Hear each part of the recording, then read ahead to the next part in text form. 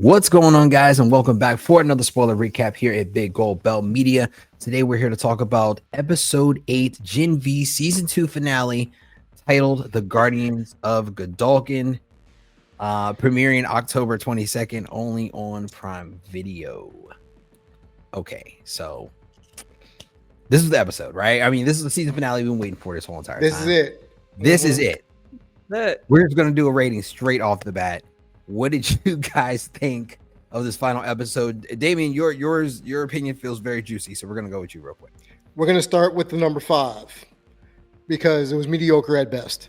I was bored at various points of the episode. I had to watch it twice to make sure I saw everything, like you, Cam, or like you, Stevie, to just double check everything. And I was less impressed the second time around than I was the first time around. So they're lucky they got a 5 and not a 3. When we got to the end, I think that was just the cathartic part we were waiting to get to. And then after, when we get to the end, you're like, that's it. That's all I get. Nothing earth-shattering. I think you said it best in pre-production. It was a filler season finale. That's what it felt like. This whole season, and I have to thank y'all for reminding me of this. This whole season felt like a transition show for the boys, and that's it. Like, it's not Gen V, it's boys minus 2.5. Yeah. That's what this felt like, with the exception of maybe 1 or 2 episodes. But this finale, as far as pacing, the ending, the performances, 5, and I'm being generous. Yeah. What did you think, Stevie? I give it a 7. I thought it was interesting. I was entertained a little bit. Yeah, I think it's a 7. You know, it's better than other season finales that I have seen recently. So yeah, that's true. That's definitely true. That's definitely true. Yeah. Honestly, I thought it was actually. I didn't think it was bad. It definitely felt like it was missing some pieces, and like I agree with the Damien. It did seem like a season finale that was trickling into something bigger and better. Hopefully, with the boys' final season getting ready to come up, I guess next year sometime. So, I mean, for me, I give it a 6.5. We're just gonna go in the middle, honestly. Yeah. I thought it was pretty good though. So, I think there was a general overall story. It felt like a growth story, and not only for the team, but really Marie, just to figure out like who they are in the past. So it gives us more of like a prelude feel, or either like an origin story feel more than anything, you know, to hopefully where they'll be and who they'll become in the final seasons of the boys. Without giving anything away too soon, honestly. So this episode kind of picks off where we're actually seeing what happens to Godolkin after we see the preview of that fire where all of his colleagues end up taking the original V, right? And afterwards, we just see the final person pass out, who now we know is Godolkin, with all the flames around them. And now we see that Godolkin was the last person to take the original V, which we learn later is called V1, and is the original V that Stormbreaker or Stormfront. Yeah, sorry. Stormfront. Thank you. Stormfront actually took, which is why he does not get older. He basically just stays the same age, just like Stormfront did, even though he's over 100 years old. So that's basically why when he got healed by Marie, he still looks young because he doesn't age. Essentially, if he were to age and she'd heal him, he'd just be a 100-year-old man who ain't wrinkled no more. But he basically got burned in the fire. So since he got burned in the fire, those burns have been on him, I guess, for the past 70 years. And he's just been a burn victim this whole entire time, and using different people as hosts to do his bidding this whole entire time. So everybody's thought Godolkin was dead, but he's just been in a hyperbolic chamber in storage, controlling people from his motherboard brain. That's a lot. That's a lot to unpack, I think. It is a lot. But seeing that we know that his second host was Doug, right? Who was played by Hamish Linklater. How did you guys feel about Doug and all the pain and suffering he's been through for the past almost 30, 40 years, probably? I'll start with you, Stevie. I felt so bad for Doug. He seems so sweet. Yeah, I know, he's so nice. Justice for Doug. Justice for Doug. He was so sweet. I wish I would have see more. I liked him. I love this I know. version of the actor. He was really sweet. Yeah, no, he definitely was. What did you think, Damien? Mm-hmm. When I saw Doug be full-fledged Doug this episode, neurotic and pretty much act like Hamish Linklater, how I would think he would act in real life. Yeah. I felt connected to him. Like, I resonate Yeah. with this guy. I can see what he was going through, being in the backseat of his own life, for lack of a better phrasing. Yeah. And you feel for him, not realizing he's been the villain, or at least acting as the villain, for 2/3 of this show. So now I have to do a 180 and be like, "Aw, he's just a victim too." Yeah. Yeah. And for me, I don't want to say the story was hard to believe for a little bit, but when you see Doug, you can't help to think also Cypher when you see him, And I'm like, oh man, I feel bad because obviously, he's the victim in this whole situation. But I'm like, man, what if Godolkin just jumps right back in him right now? Like that'd be insane. But I mean, in doing so, seeing this whole entire scene where Doug is trying to convey his whole entire life and how he got into the situation. He talks about how he used to work at Blockbuster, and also how the VCRs is what he used to fix. So this old guy, Dr. Fielder, called him over to help him out, and he started asking about his life and does he have relatives? Does he have his parents? And since he was almost like a loner and nobody would really miss him because he didn't have any friends, Godolkin basically picked him as the protege to take over, because it's like, all right, who's gonna miss this guy who doesn't have any friends, doesn't have any family? There's no backtrack for them to be like, hey, that's Doug. I remember Doug from Blockbuster. They're just like, well, so he takes over Doug's body, and then he kills Dr. Fielder, who's like this sweet old man, like a grandpa, they said. And from then on, Doug is the new host, and he's the host number 2. So we already know that Godolkin's only had 2 hosts. He's had the Dr. Fielder, who was the old man, and now Cypher, aka Doug. Crazy theory to even think about. I mean, how they put this stuff together is crazy, I think. But we see that Doug is essentially he's really, really hurt, like from getting all those dumbbells and weights thrown at him, because essentially he's just a guy, right? Being controlled by Godolkin. And Marie comes over and tries to help him, but we start to feel we start to realize in this episode that there is limitations to everybody's power, even Marie, because even though she's taking the time to heal Godolkin, she can't just do this back to back, right? Like there are limitations to everything, no matter how great your power is. Were you surprised in this episode to see so much more, I guess, humility as far as the character Marie, or even with Polarity, like how he, kind of related to Doug, because they both have been in the back seat as well as Jordan, but experiencing that moment where they're talking about Andre, the son in the car. I'll start with you, Damien. No, I thought that was a really good bonding moment. It was like watching one of those buddy cop shows, or like, like, oh, this is where we bond and share our life stories, and we realize we have more in common than we do apart. So during that whole exchange, it made me once again feel for the character of Andre. Just hearing the exploits from Doug, talking to his dad, and then just reminiscing and reminding me once again that Doug was a victim in all this. As much as we couldn't stand Cypher, that's just a name. The person behind it, or just the puppet, as it were, was just Doug. And even when Marie tried to heal him and she couldn't, he gave this kind of, oh well, you tried. Like, thanks for trying. I'm like, oh, so nice.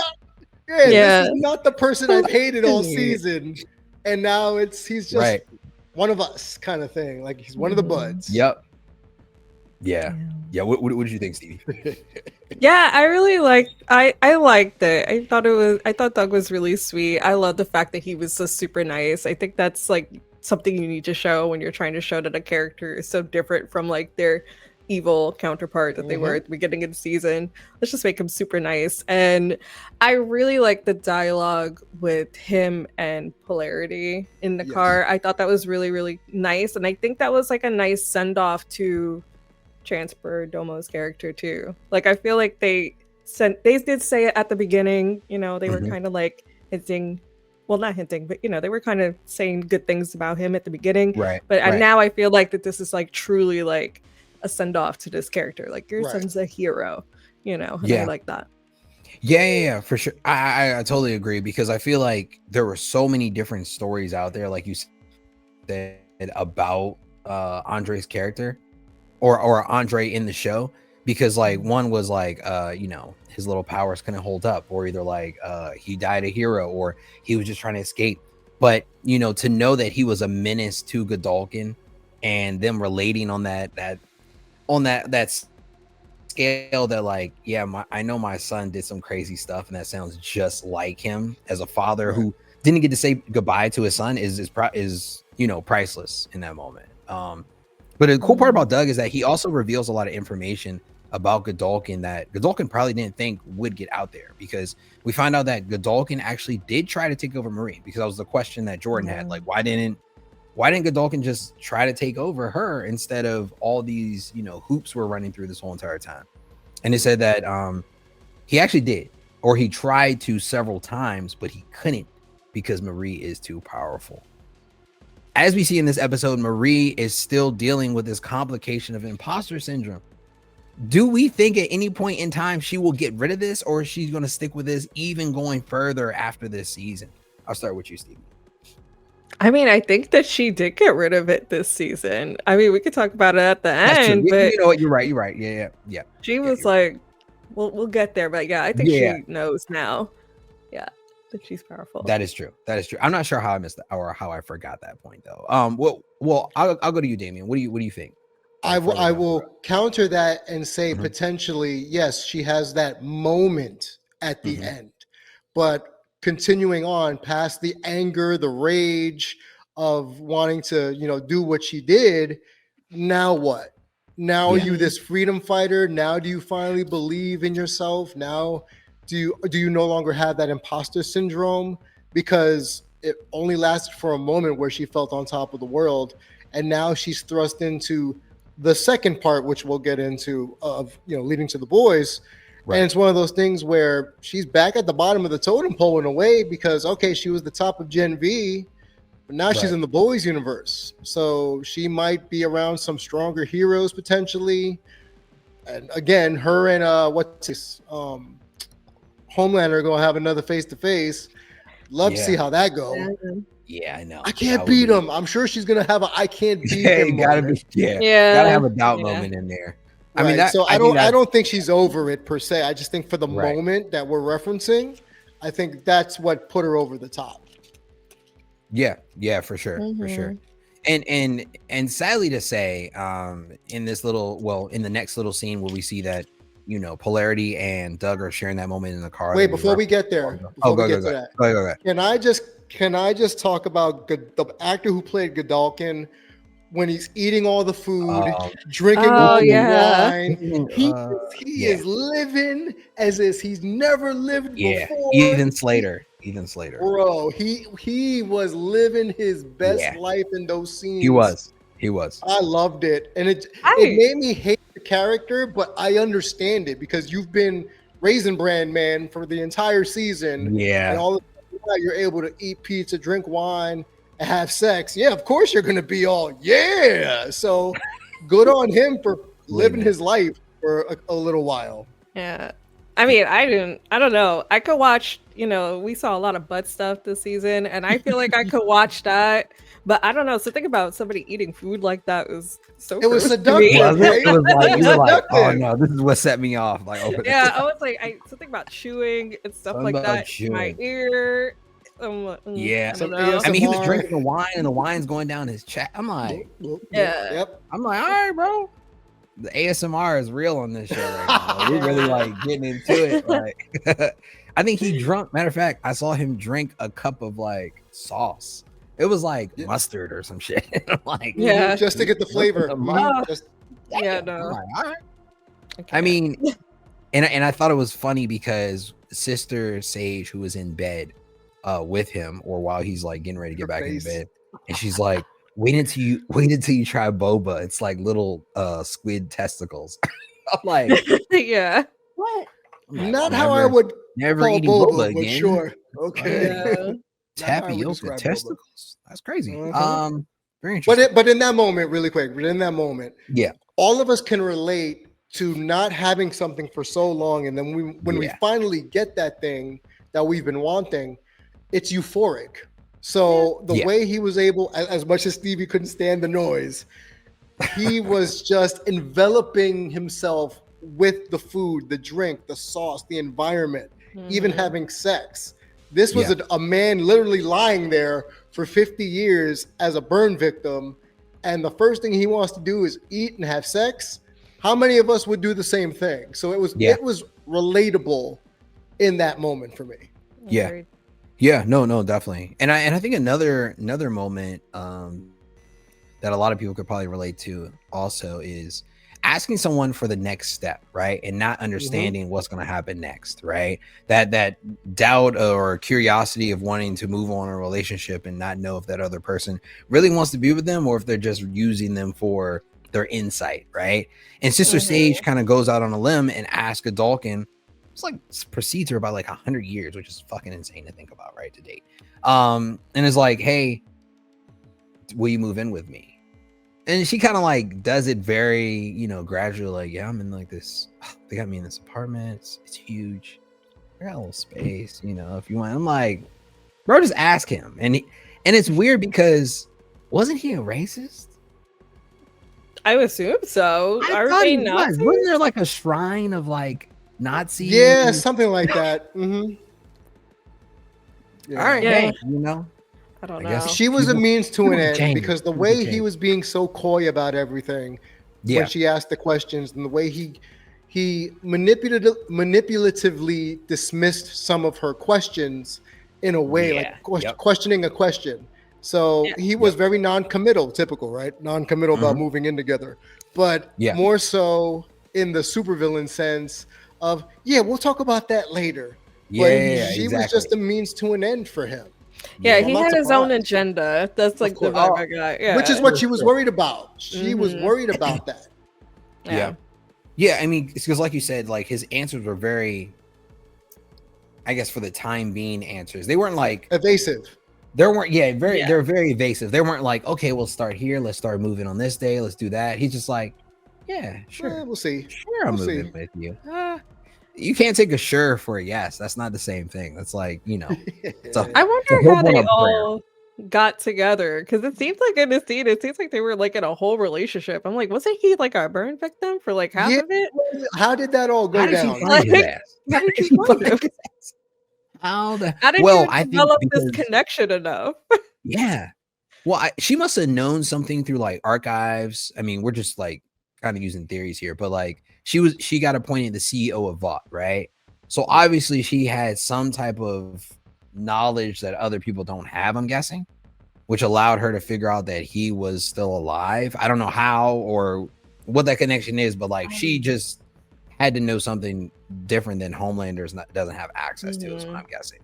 The only other person who would have had it was probably Edgar Stan, who had those files in his little bunker area. So I don't know. I mean, we might be diving too deep, but I don't know. It's like, I don't know how did this work out? How did you end up with I guess through Cypher, it's like his body double, but like, like, how did you find him? Did he manipulate her? That's a good question. Did he manipulate her while he was in Doug's body? And if so, like, how did he go about it? He just saw her and said, hey, how you doing? Like, those are the things that I wonder how he was able to bring her in to that facet of his plan, so to speak.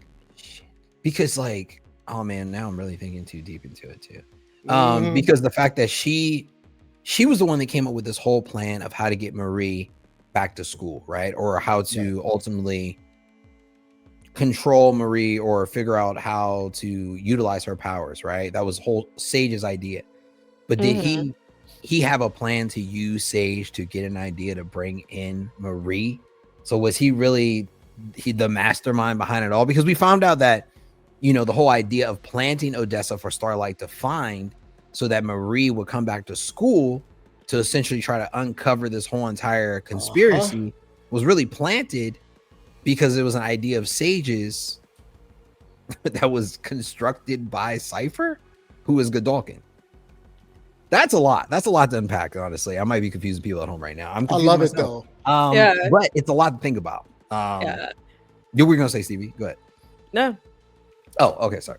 But okay, so in doing so, we find out all this, and at the end, when they're in the hotel room, Godolkin actually tells Sage that he has one more class to teach, right? And Sage is like, "What are you doing, bro? Like, what? We did it. Like, we our plan is unveiled. We've done it. Now we just have to introduce you to Homelander because he doesn't like surprises, right?" And I thought that was very very keen to say, because we know that he is not one to take new news or new changes in his life very well at all. Right. Okay. The guy's still on formula milk. Let's be honest with you. It just doesn't make sense. And then we kind of pan back and we see that Polarity and Doug are still in the car on the way to the hospital. And that's when they share that moment about Andre. And then they end up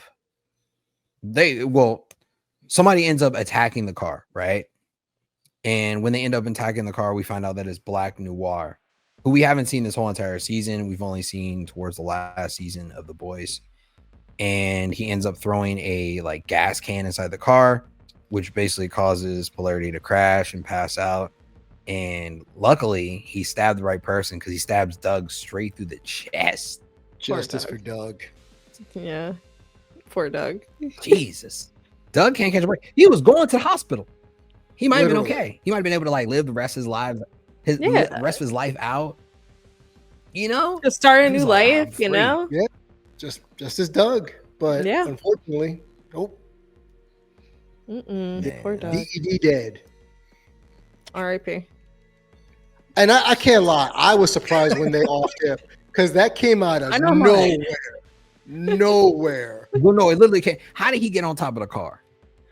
Without And they them love Going knowing. at least 70 miles an hour. How the hell did Black Noir get Mhm. on top of that car? Y'all got an answer? I don't know. Nope. What's his power again? Is he strong? Is he the same as Homelander? I don't know. In the comics. Yeah, this one, I think this one can fly, right? Or this version of this character that took over Black Noir, like mantle, he can fly, but he's not allowed to. They said Right. Oh. because they were like, "Oh, you're supposed to be Black Noir. You're not supposed to be able to fly, so you can't use your flying powers." So maybe that makes sense why he got in the car. Maybe. Okay. Okay, that makes sense. Yeah. I would have loved to see that. Poor Doug. Doug. So yeah, everybody at home, Doug is dead. Doug dead. Doug is dead. Doug is dead. Doug lasted about 10 minutes into this episode. Exactly After 10 being minutes. brutally beaten, and then gone. We're on to newer, bigger things now. I was pissed. I was too. I'm still a little upset. I'm not gonna lie. I wanted to see. I mean, we weren't gonna get a spin-off of Doug, but like still, I would have watched this like, Doug spin-off. yeah, I'd like to see him go off into the sunset. He just died in that car. Who knows? He Like, might be the man deserved a happy ending, and he literally didn't get it. He got death. No. Yep. He got stabbed in the car. The car was just there smoking. Who knows? He could be still in the car right now. I don't know. Like the car didn't blow up. None of that shit. Nothing happened to know that he like, is gone. So I'm like, Mm-hmm. he just. Justice for Doug. All right. Let's move on. Let's move on real quick. So in doing so, after this scene takes place, we see that Marie, Emma, and Cate are all back at God U, basically in their dorm rooms. And Marie's having a self-reflection moment, because like we said, that she was having some insecurity problems, but also some self-doubt. But now it's even more, because now she kind of figures out that, or she finds out that the Odessa project was really just planted. So she sees herself as not being, she was starting to believe actually that she was special and that she was unique, and realizes that it was all kind of a lie, really, just to get her back so they can utilize her powers. The good part is that all the other individuals that are on the team, as far as Emma and Cate, they see that she's down, and as well as Annabeth, right? Annabeth is new, but at the same time, she's a vital point to the healing process of Marie. How important do you think she's going to be going forward into the evolution of Marie turning back to be a normal person? I'll start with you, Damien. Honestly, I don't even want to say I don't know, but that's the easiest thing for me to say because to me, the way they added her this season and then they tried to shoehorn a relationship with her and her sister, it's almost as if they forgive and forget within 3 minutes. And it's like, okay, we're hunky-dory now. Now I'm over here thinking, wait a minute, hold on. You just got here. Yeah. Why all of a sudden now are you so chummy with everybody?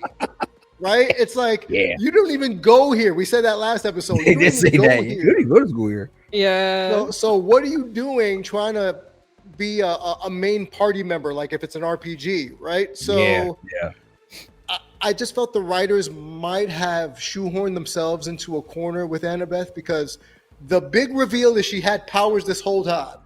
Great. Yeah. Now what? And now she's just ancillary. So, and remember, season 1, she was such a big motivator, even though we didn't see her. She was a big motivator for her sister because she thought she hated her the entire time. Right? Yeah. So the guilt we were talking about, Marie had last season going into this season. Great. You want to use Annabeth as kind of that push, that pincushion to take all the rage, but then there was no rage to take out. Talking about, oh, you had powers this whole time? Oh, I'm not mad at you. It's okay. Right. What? And now all of a sudden you part of the slumber party? No. No. I really hope if we see her again, she's a little bit more fleshed out besides that's just her sister. I need more. And I just feel like they... See, this is why this show got a 5 at the end of the day for me, because there was so many ends that had to be tied up, and the way they went about it with characters, it just felt unfinished. And with Annabeth, that's what I felt. Her arc, she was the motivation. She's got powers. Cool. She's always had powers. Yeah. Now what? Oh, she's just part of the crew now. Like, if anyone's ever played a standard turn-based role-playing game, it's you take your party of 5 into a town, you meet this new person, and all of a sudden they join up as if they've known you forever. That is Annabeth in this episode, like at this point in the story. Yep. Picked up a mage. What do you think, Stevie? I don't know how Annabeth is going to affect her in any way, whatever your question was. I don't know either, but I could say that I do like that scene that she was with, Annabeth and Cate and Emma. I do like it only because, she was feeling down about herself, but it took her friends to show her like, okay, you matter to us. Like, I like the line that Emma said, like, if it wasn't for you, like, I would still be like throwing up, like, and making myself puke and stuff like that. So it shows that she did matter to her friends, and she, they matter to her too. So I do like that, and I do agree, Damien. I do feel like that she is like a little bit shoehorned in, and I think it's an issue with a lot of shows. Like, I feel like there's not enough episodes. Right. Yeah. So, and it's a lot of them. I feel like that they need more. We need more episodes and stuff like that to really build up characters, especially since this may be the last season. Like, what else is there? Because like Damien said, she was just kind of a legend in season 1. So it was like you didn't see the character. I didn't even remember what she looked like. I don't even remember if there was a photo. I think it was just a childhood photo of her. So she could just be anybody, honestly, off the street. It was basically just the opening scene and the photo. That was all we had of her. Right, and the photo was like when they were younger, so it wasn't like we really knew who we were looking for in the first place. Because when she first came, I think it was episode 5 or 6. I think it was like 6, right, where she first appeared. Yeah, I was like, "Who the hell is this?" I was like, "Who is like who? I don't know her." It's like that that Kiki Palmer thing. It's like I don't know that man. I've never seen him in my life. That's how I felt. I was like, I can't tell you who he is. So. But like Stevie said, I do think it was a really good scene because Emma pointed out that they all have baggage, right? They all have things that are wrong with them. And just because there's no higher purpose for their life of being the chosen one, they all still matter to each other, which I think was, it was very like, it was like Babysitter Club for a second. They were like, oh, dog, you know, at the end. Cute. And then in doing so, I think Cate has really proven her point. Oh, here we go, Damien. Cate has really proven her Damien, like, get out of here. Cate has proved her worth, even though her. she is worthless, right? She's worthless as far as her powers, but she has proved on a friendship level that she can be more than just the self-centered person that's always looking for something to come out of every situation. And in doing so, Marie decides to heal her, right? Dumb. Yeah, Where was that at when Doug was dying? Okay.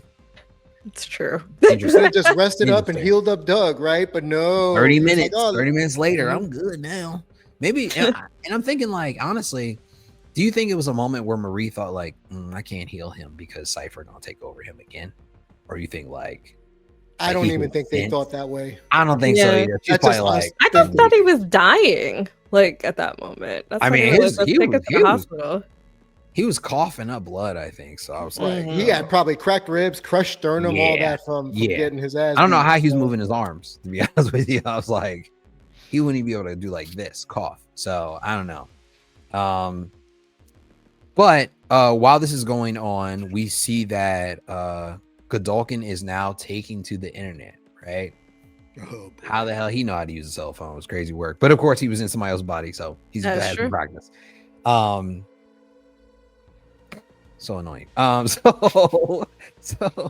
So he takes to the internet, and now he is broadcasting to the whole entire school at God U and letting them know that I am resetting the top 10 in all the ranking boards, and now I will be holding a advanced seminar that will basically decide where people will be placed for now on.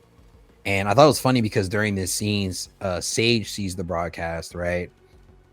And she's like, that's not how I wanted to tell Homelander. Yeah. Like, oh shit. Like we might have messed up. Like I might be taking the fall for this one.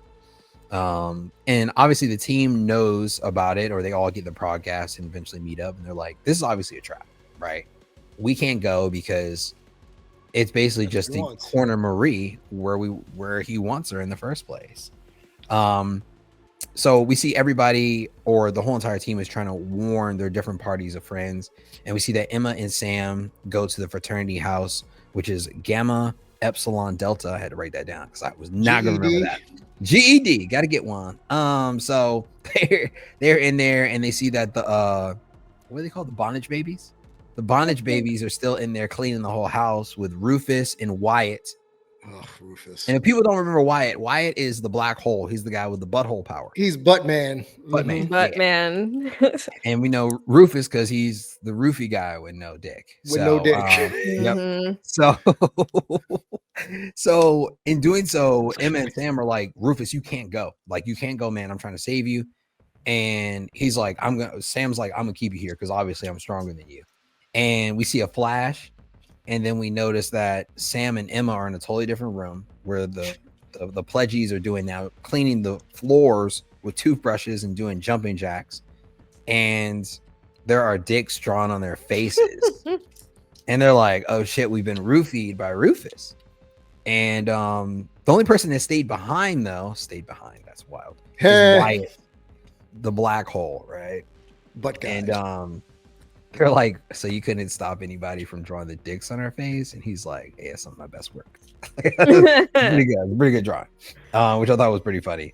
But of course, Rufus, man, he can't stay out of his own way, I think. And that character, if that was a character to get killed off, I wouldn't be upset, to be honest with you. I don't think I would have any. I'd be like, he's a total perv. I mean, like, Godolkin even said, like, he basically uses his powers, which is like it's like psychic hypnosis or whatever, to basically subdue people for his own sexual gratification. Right. Yeah. That's a weirdo. That's a weirdo. 100%. Yes. Yeah, I got nothing for him. Like, I'm zero remorse. I'm just like, the less said about Rufus, the better. Yeah, no comment. For sure. Yeah, I'm like, okay, he got killed off. Oh no. So since Godolkin invited the students, and he basically lets them know that I invited you to this seminar not because you all are exceptional, but I invited you here due to your failures, right? Meaning that this is basically a chopping block. You guys are here to either nut up or shut up, or you're here to get killed off at this point. Mm-hmm. And it's the survival of the fittest, because that's what he thinks. He thinks that Supes are supposed to be supreme, and there should be no weak link in the chain. How do you think that type of thought process goes into his historical, what do we call it? I guess his historical timeline of him being in the Nazi party as well as being part of the KKK. I'll start with you, Stevie. I mean, I feel like that's everything about them. Like, I feel like they always they're the superior race, like you know. And I also, it's like a thing with like fascism and Nazis and stuff like that. Whoever they're trying to group, I always feel like there's always gonna be a point where they target each other. Like there's always gonna be like some part of it where they're gonna turn against them. So it's not surprising that even though Supes are in his mind are the superior race, like he's trying to get rid of all the weak ones, you know. So it's not surprising there. Not at all. Natural selection. That's all I can view it as. It's natural selection. He wants, what do you say, cull the herd? That's how he described it. So this is part of the plan to cull the herd. So Marie just unleashed hell on Earth almost. It seems. Yep, she really did. That's basically what she did. I mean, at this point, we probably would have rather had Cypher, aka Doug's form fighting, opposed to this fully strengthened version of Thomas Godolkin, which sucks. But yeah, so now that he's back into his, supreme physical form, I guess you can call it, because he doesn't age. The students are put up to a test that we actually saw when the Guardian or the Gladiator room was first introduced, is the button test, right? You have to stop me from pressing that button at the end of the hallway by any means. And students seem like they're up for the task until they figure out that the person they're going against can control everyone around them. Soon bodies are flying. I mean, I don't think I can I can't explain the whole entire scene, but everybody's getting their ass whooped by one another in this one. And Rufus, come on, bro. Yeah, get him out of here. So eventually we see that Godolkin is not only able to control one person at a time, but multiple people. And that's how his power is starting to evolve, and he's starting to get stronger now that Marie helped him back to his physical form. But the problem is that now his physical form is starting to suffer. His body is starting to blister and boil, almost like he's back in a fire once again. And he's starting to basically disfigure by using his powers too much. Because as we know, I mean, everything has a limit in this show, right? No matter how strong you are, there are limitations to all the things that you can do. And he's kind of checked by Sage when they're having that conversation at the top after the fight is over, and she's saying that, like, look at your skin, like look at you, like, what are you trying to do here? What are you trying to accomplish? And he basically says that if I can do this a couple more times and I can practice a little bit more, I can eventually take over Marie. Why do you think he's so greedy, man? Like, he just can't be happy with the shit he got. Like, I just never.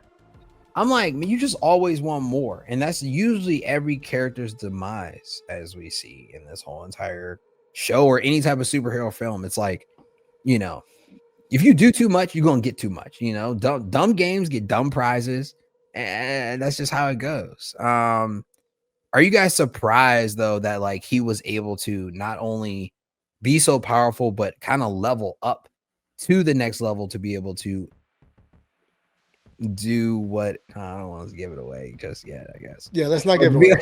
Yeah. To be able to evolve to the next level. I'll just say that. I'll start with you, Damien. Yeah, no, this is part of the master plan, right? This has been his end game all along, and being able to test his powers also because he knows Marie's more powerful than him at this stance, at this stage of the game. So he has no choice but to do what, kids? Evolve, because that is what this whole thing is about. Survival of the fittest, Darwinism, evolution. So for him to do this and to the only thing for me that was almost remotely surprising is the speed in which he got back up to speed. But then I'm reminded that he took the first version of Compound V. Yeah. So who knew what the side effects were as far as it relates to your powers or the strength of your powers? And since he was the only one to survive of the original group, it's not out of the realm of possibility to say that, hey, him, I'm going to say he was Darwin because he survived. R.I.P. Darwin, X-Men First Class. I will never forgive Matthew on for that. But that is how I viewed him this entire episode. Like, oh wow, he really is a survivor, and he will do what he has to do to survive. If it's call the herd, if it's to take over Marie, if it's to kill Homelander, he wants to be the last man standing. And watching him beat the shit out of a bunch of college students just shows you, he's willing to sacrifice everything to get what he wants. Yeah, for sure. I mean, exactly. What did you think, Stevie?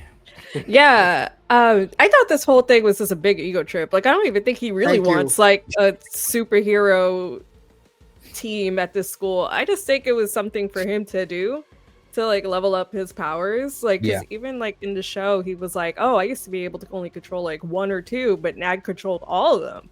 So at that point, when he said that, I was like, "Oh, this has nothing to do with the students. This has nothing to do with that. It's to do with him. He wants to be strong."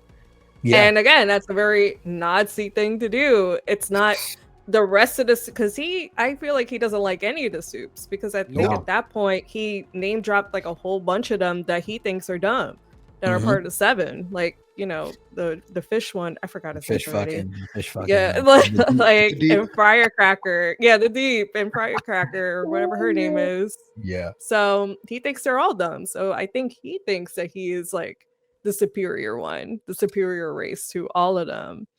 And yeah, and I think at that scene too, he's like, "Oh, I want to control Marie and I want to control Homelander." Right. So if he does that, then he got two ends of the coin. He has the one for destruction, and then he has the one that can heal. So yeah, unbeatable at that point.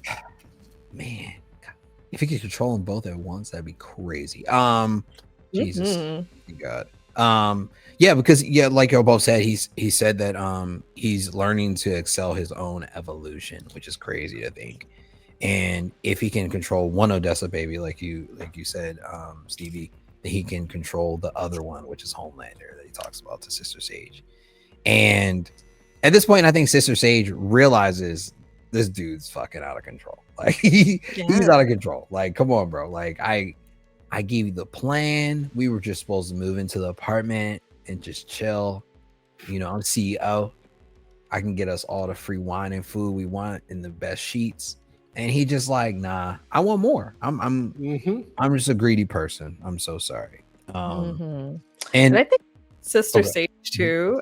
I think she's so smart that she is the one that wants to create the plan. Like she wants to be in control. Right.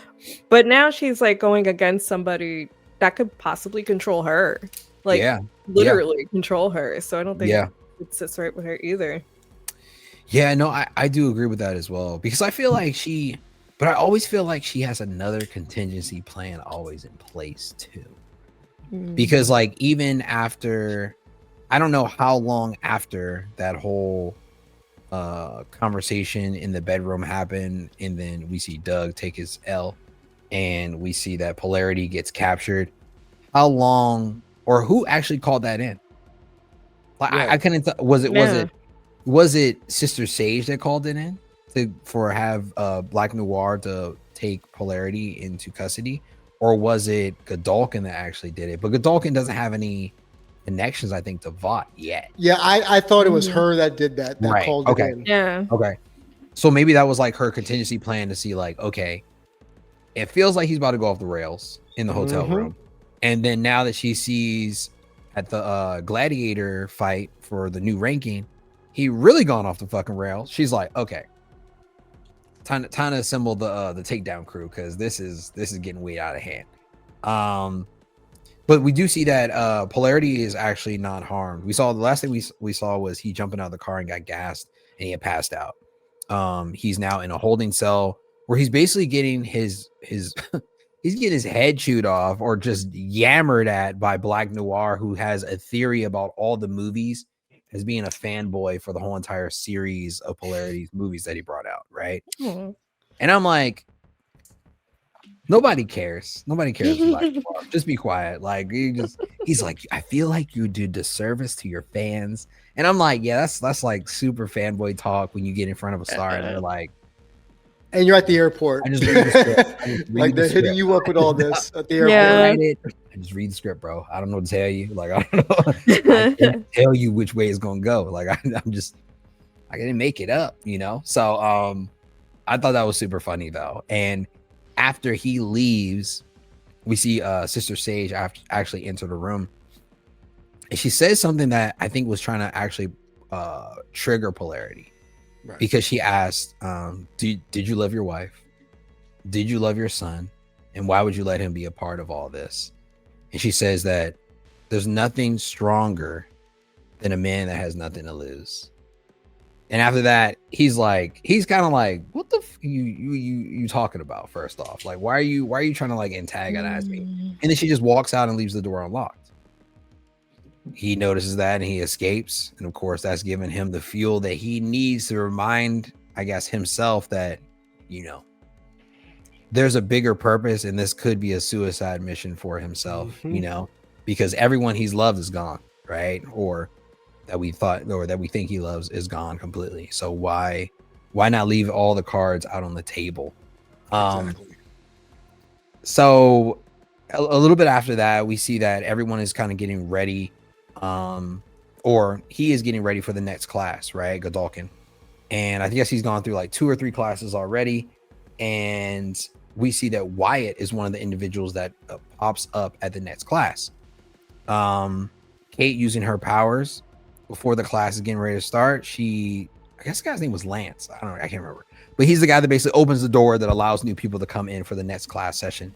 And he opens up the door and we see Marie standing there. She looking strong. Okay. There's no muscles showing, but I'm like, okay, just her stance and her posture and just how she's looking at him. And I'm like, confidence. The prodigal child has returned. I'm like, oh my God, here we go. They had like a little music in the intro. I said, oh shit, she about to tear his ass up. But then we see her, you know, start going toe to toe with a lot of individuals because now she doesn't realize that he can control everyone. This kind of catches her off guard a bit, because while she is fighting everyone, Wyatt is also being controlled too. But there's another plan in stake. So as Wyatt lunges at her and she jumps out of the way, she uses her blood rope. Not sure where she got the blood. Oh, there's blood all over the floor because people have been beaten and bruised the whole entire time. So this is the one time she doesn't have to cut herself to start a fight. So she basically turns it into a blood rope and wraps it around Wyatt's stomach and tightens it and pulls, which sends Wyatt basically into like agony and bends over. Not sure how his pants got down, but like they were down, right? They just like shoop or like. I thought he pulled his own pants down. I thought so too. I thought he was like hypnotized still or something, or maybe he did pull them down. Matter of fact, because when he pulled them down, Jordan from nowhere, we don't see yet, from nowhere just blast, right? There's a blast. She's like, Jordan now, and then like a blast, and we're like, where's Jordan? And then we see like 3 people jump out of Wyatt's butt, and they just like shloop shloop. And it was the one part is, did you see how Sam came out? He like slid like a slide, and then like he kind of flew, he kind of like shoot and like flew. And I was like, that was weird. Everybody else like rolled and shit. It's a slip and slide. He like shoot, like just having fun. Like he was hovering in there somewhere. I was like, oh my God, this shit is getting crazier and crazier. But at least we know what the butt stuff was all about this season. It all comes around to butt. All full circle. Butt saved the day. Everybody, no, I'm not gonna say it. He's a true hero. No, just butt. Butt guy was a true hero. It's like the rat in Endgame.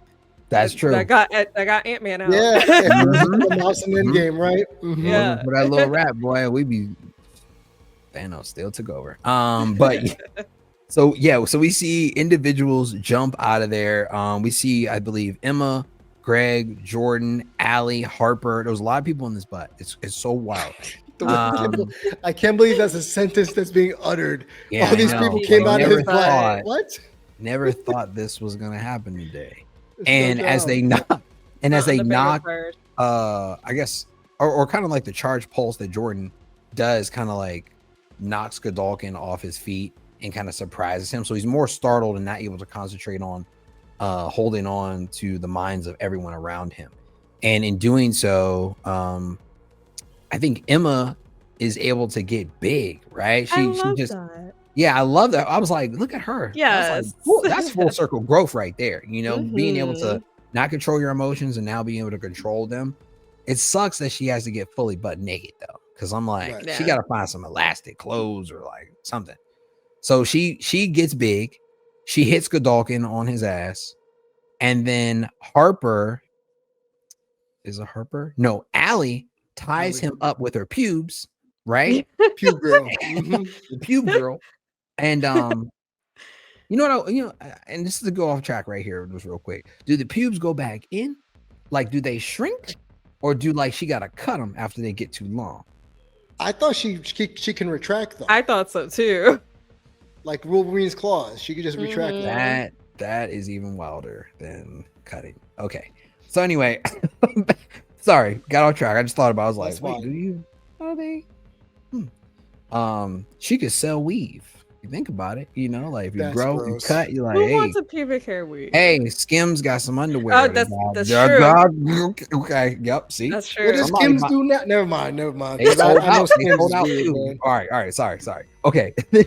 And then Harper touches her and takes over Godolkin's powers for Yes. like 30 seconds, right? And there's this like weird little moment where she's like, "Am I controlling him?" And they're both talking, and then she realizes she's controlling everyone, and they're all talking in Harper's voice. It was a funny little moment, but it was like, It was. It was funny. That whole thing was like a weirder version of the Infinity War, where they're all trying to get his glove off. Like everybody had a part in it. Like I thought that was cute. That's exactly what it was. Yeah. And I think earlier this season, it might have been me that mentioned it. I didn't know why we were getting to know these little ancillary characters. right. You know, like Pube Girl and 30-Second Touch Girl. Mhm. I was like, okay, what are they gonna do here? Oh, okay. So everyone, to your point, Stevie, everybody served a purpose Yeah. in the last episode. So my one issue with all that is again the shoehorning. It's like, yeah, you made me understand these characters for 5 minutes in the end. Yeah. Why? So Yeah. I think it's like the show maybe like okay, because they have weird powers. Like, and the whole thing of the show is like, you know, he's trying to weed out the weird powers, like the ones that are not useful. That's what he says. Right. But he's getting taken out by the people with the weird powers. Yeah. And I think that was the point that Marie made, because she stood over him while he was on the ground. And she's like, we beat you, all of us, even the useless ones, which was like, ooh, you got beat by a butthole boy. Pubic hair. Pube Girl. Pubic hair and bubble. They'd be like, man, he's in jail. He's like, who'd you lose to? Like, pubic hair and butthole. Who? People like, what? What'd you say? I'm sorry. You heard me, damn it. And chameleon rat tail girl. Damn, that sucks. But so I think the problem is that Marie was doing too much, right? She was just supposed to like blow his ass up, right? A little bit too much talking. We only got 30 seconds here. And as she's getting ready to start controlling him, and what we assume is she's like boiling his blood to blow his ass up, the 30 seconds runs out, right? And now Godolkin is basically let in. Now, I'm sure Godolkin probably didn't know that he had the power yet to really control her, because he said he wanted 2 more sessions to figure out, you know, whether he can excel his evolution far enough to be able to control Marie. But I guess he didn't need any more time. He was already there. And since Right. Marie tried to take control of him, it was the easiest way to access Marie's mind. And now he's taking over Marie, who is now torturing her friends on the ground. They're all struggling. And it seemed like he really wanted to pick on Annabeth. Like Annabeth's little ass was just over there. I mean, I don't know why she was in the front. She should have stood in the back. Probably I would have stood in the back and been like, all the people with strong fists, y'all go up there. Mm-hmm. Y'all know how rivals works. You know how rivals works. Okay. Exactly. You gotta throw the save your support. Mhm. Your support, damn it. Okay. Let's just be honest here. You know, he kind of picks on her and is like, and he said something that Damien said earlier, like, you don't even go here. Like, what are you doing Yeah. here? First of all? Like, you don't even go to this school. So why would you put yourself in this situation where you're going to end up, you know, getting killed? And while it seems like, you know what, this is going to be the demise of the whole entire team, and Marie is going to end up killing her whole entire crew and now taken over by Godolkin, my man Polarity shows up, does his what do we call it? His electrical impulse, His magnetic storm or whatever you want to call it. storm I don't pulse, even know. and basically knocks out, I guess, the wavelength or, you know, brain connection of Godolkin, who's knocked on his ass. And he kind of goes pretty hard. I don't want to give it away, like how he beats his ass, but he definitely got his licks in. I'll be honest with you. Before, Oh yeah, without question. yeah, I was like, ooh, shit, like that's this for Doug, you know, like that's how I felt. And in doing so, it basically pins Godolkin against the wall, and without a moment's notice, Marie walks over and basically just gives him this stern look, meaning like, you're gone, buddy. And his whole entire upper torso and brain just explode all over the wall. Bye bye, Godolkin, everybody. Bye bye. Nice knowing you. How exciting was that? For like watching 2 that episodes. part. I've been waiting for his ass to blow up this whole entire time. And he went from Raisin Man to Doug to this shit. Now he's a prune. Now he's a prune. That's crazy. Yeah. So how, I mean, Damien, I know you liked or you thought the episode was okay, but like, how satisfying was this part of the episode, would you say? Yeah, that was probably the biggest woohoo from me was Yeah. like, about damn time you got, and it's the catharsis of, you got too greedy, this is what you get. Like you were saying earlier, he got way too greedy too soon after coming out of the Raisin Bran Man, and that's what you get. You get got. Yeah. What did you think, Stevie? Yeah, I liked it. Also, I liked it because I forgot about Polarity for a minute. So when Yeah, he me came too. back, I was like, oh yeah, he's he's still here. So Yeah. I'm glad he came back. And it was also a little callback to the Senator's powers because he just went boop. Yep. Mhm. So they are Yeah. similar. Yeah, no, they're very similar, and I thought that Mhm. was really cool as well. And I think at the end of it, when she blew up his head, she was like, "This is for Andre." And I was like, Yeah. man, like it's beautiful to see like how Chance Perdomo's spirit was in this season, like full circle. Like I don't think there was a scene where he wasn't referenced or there was like some reason behind what the characters were doing or their inspiration without him in it, even though he wasn't physically there.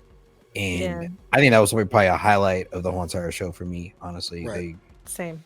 You know, the character wasn't there, but it's like, you know, you felt his presence in the whole entire show. So, and another thing she says is, thanks for the level up. I was like, hey, Yeah. are you Jordy? You're about to, she's like, I'm her. Yeah. And that's the point I was saying before. Like, I feel like she's going into it, you know? Yeah. No, Strong y'all are enough. definitely right. Yep. She's definitely finally figuring out herself and figuring out what she's really capable of, you know, feeling comfortable in her own skin. I think that was the whole story of the whole entire Gen V, like everybody trying to figure out their purpose, how they relate to one another, and like their comfortability with themselves, you know? Right. Yeah. Growing up is a weird time for anybody, but like growing up with powers is probably even harder, you know? So In doing so, after this scene, and I guess there is, or I'm sorry, Polarity gets word that Vought is on the way, right? Like they're coming to clean up, because obviously this is another shit show situation that we saw at the end of season 1. So somebody's got to take the fall, and Polarity says, "I'm gonna stay because I'm the one, you know, I got nothing to lose. You know, you guys got everything to gain in this situation, so I'm gonna stay." And him and Emma have like a little heartfelt moment, which really shows on not only the growth of Emma, who we've seen this whole entire 2 seasons, but Polarity, you know, being able to risk it all, you know, because he knew this was going to be a suicide mission, but also know that he's living for his son, you know, regardless of what the outcome is of this whole entire Vought coming back situation. Like he's willing to die for it if they survive.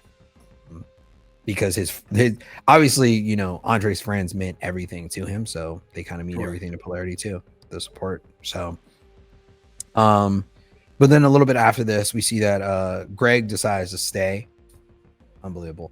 Because of course his sister, you know, I get it, like, and he's like, I was kind of there, you know, like, I don't really like that's how I feel. I'm like, oh, Greg, 1 foot in, 1 foot out. But we do see that Emma kisses him. This is the first time they kiss, I believe, right? In this whole entire season. Yes. And all I kept thinking was like, Sam, it's over, bro. It's over. For now. It is over. It's over for now. Like, look For at that now. dude. That dude that's a big guy, man. I'm like, you did your best, son. That's all we can ask sometimes. So we, a little bit after this, I mean, we can assume that Vought came for the cleanup crew and took over, but we show that the students are now stopping at a random location, trying to get in touch with Stan Edgar or meet up with someone, you know, some type of resistance to basically help them figure out what they're going to do in the next steps. And we start to see them. I mean, they're all talking, and, you know, Marie and Annabeth are having a heart-to-heart moment. And it's the first time we see that Annabeth and Marie hug, right? There's been no type of physical contact, I believe, in this show. Zero. But it felt like, okay, the sisters are, you know, remind me of, I was like, in my head, I was like, sister. Like, I was like, oh, yeah. I'm like, we did it. Go, girl. So I'm like, wow, all right, look at that. And we start to see that the street lights are starting to flicker.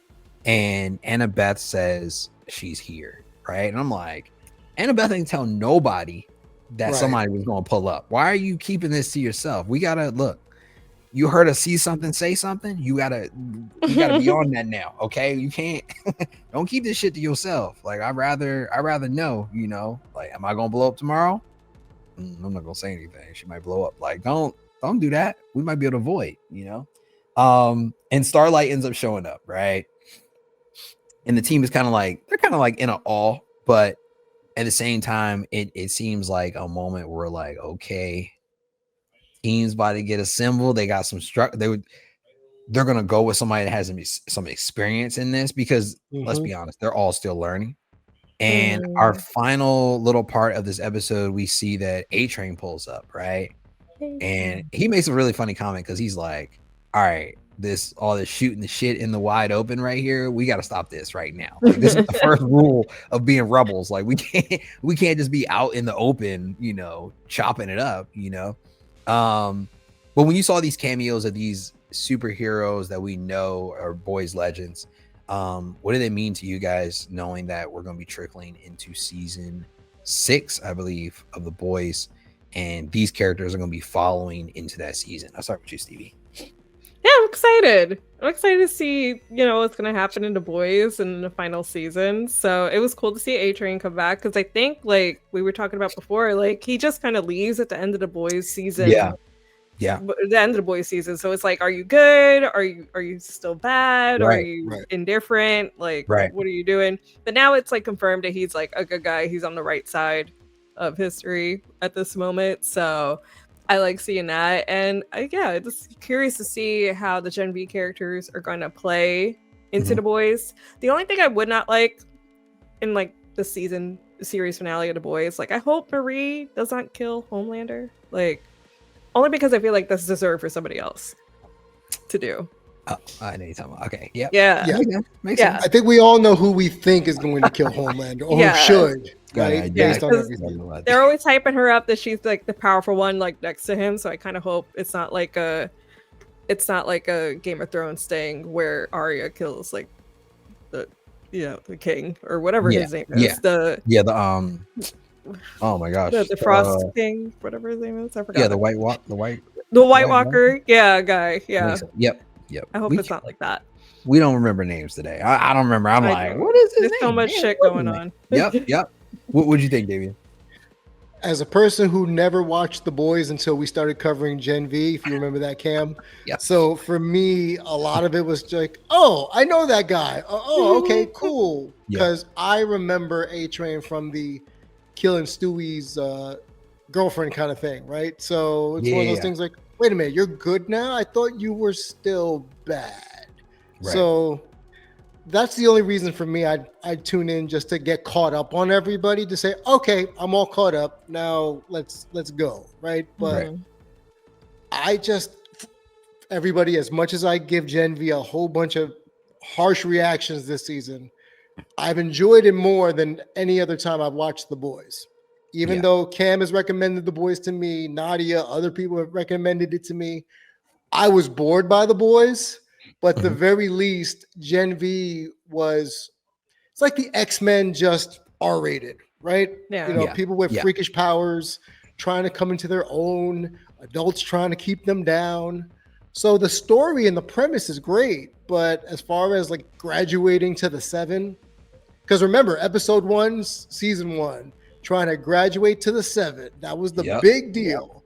And now at the end of Gen V season 2, forget the 7, it's war. So now it's like, oh, Days of Future Past. It's the war now against the Sentinels. Here we go. So that's the one thing I'm looking forward to of The Boys, is if we get a crossover of the Gen V folks interacting more so on The Boys. Yeah. I feel like, honestly, there's a lot of possibilities and a lot of stuff in the wind that we could be seeing in the future. So I'm super No more excited. butts though. Bring the butt guy back. He ain't dead. The butt guy's totally coming back, bro. Like, he's probably a hit. Like, never gonna see a superpower like that again. Anything you guys want to touch on that we might have missed, or you want to talk about? Just one quick thing that made me laugh. When Godolkin had everyone doing the Peacemaker dance or the Thriller dance. I thought that was hilarious. Yeah. I wrote down, I said, get the fuck out of here. Right. He literally did that to show he could control everybody. And I thought that was just, it was a wink, wink Easter egg, obviously, but it just made me laugh for no reason whatsoever. No. I think this whole entire season has had a lot of moments where it's like, man, they definitely keep it super raw and raunchy, but there's a lot of funny moments in there to kind of cool it off too, right. Yeah, definitely. Even Steven.